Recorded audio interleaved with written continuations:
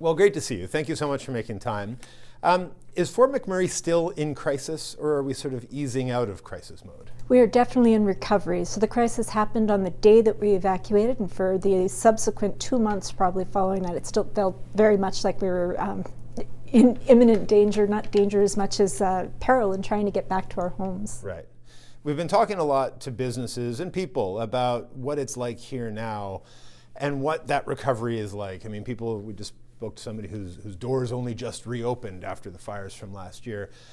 What has it been like from the city's point of view of trying to support and build and reintegrate everybody back in here? Well, you take it step by step, and because we've never walked on this path before, it's always a lesson learned, seemed every day in the beginning. Now we're getting much more comfortable with where we're at. We certainly had the immediate need to eliminate all of the debris that was in the residential areas so that people who had the standing homes could return. And so that was the biggest burden on us right off the get-go. Then it became land planning and how do you rebuild what used to be there. So we've done a lot of bylaw changes to our overlays, I guess is what we call them, to what used to be the right way to do it. It's not the right way anymore. So right.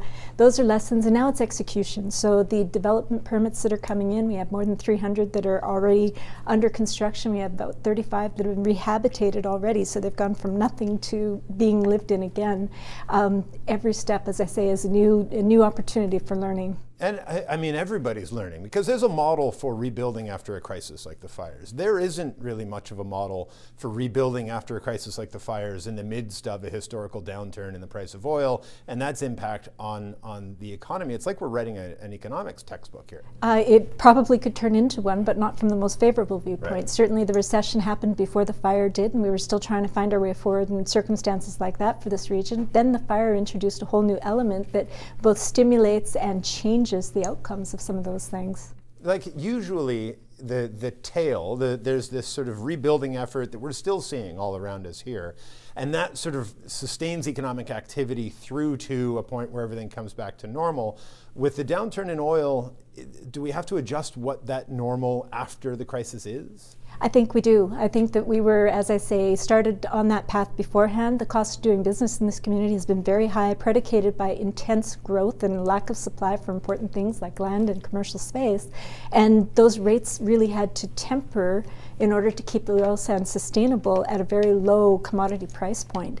So we've learned our way through that point as well. But when you take into account what happens in the economy with a rebuild, 2,400 structures lost, 1,788 developments for demolition, debris removal, another probably 1,500 homes that still need to get underway for rebuilding if that's what the outcome is to be, all have an influence in the immediate terms about the kind of businesses that get extra support, those that get less support, and the cost of housing and living in the community is altered dramatically by that event as a standalone, coupled with the economy that was requiring some downward pressure anyhow.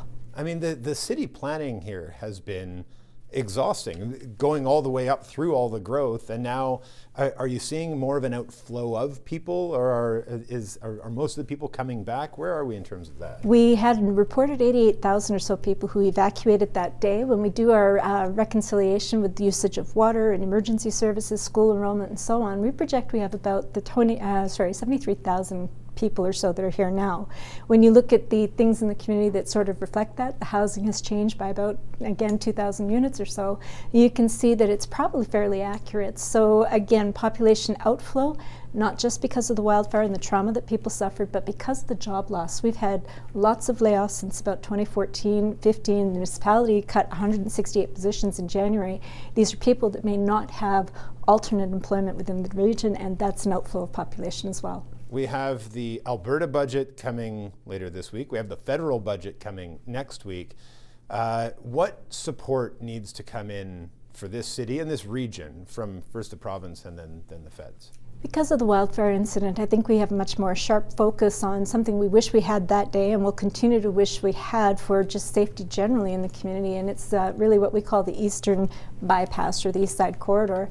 And what that road is intended to do is, of course, allow for another exit point for people who may have to leave in extreme events, but more importantly, I think it's an economic booster in proximity to the industry, which could shift how many people are able to fly in and fly out from a commute perspective into citizens. It could help fill some of these vacancies that we have in the community, but the dangerous goods, they all flow on exactly the same road as the people do every single day, and we're looking for really that east side connector. That's a huge project, about $1.5 billion to execute.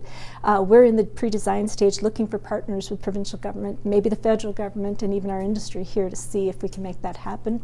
Secondly, from the fire was flood mitigation. Shockingly, when you're having a fire, you've got a neighborhood rebuild that was impacted by the 2013 flooding, and we have this new legislation that we have to overcome. So flood abatement, a flood wall is what we're looking for, designing stages on that as well, and we hope we'll get some contributions that way.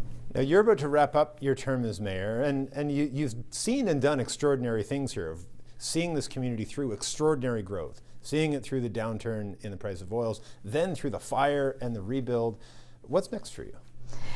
For me, I figure I've got about 20 years of house cleaning to go back home and do. I've been serving since 1998, and it's just been an incredible blessing. As you say, I've seen so much from the incredible growth, and right now into the turmoil that we've been in. But I will tell you, from day one to day last, it's been the people of this place that have made me so proud to serve.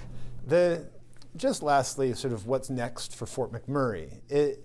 If oil stays below $50, you've seen this community when it was lower than that, as the oil sands were building up, they were at fairly low prices. What is the future for this region, for the energy sector, if oil stays below $60, say? It's a bit of a struggle, but as I say, we've been making adjustments. The cost of production per barrel is coming down, and in fact, in the runaway escalation period, when oil was very high priced, I think we let things get out of hand. Right.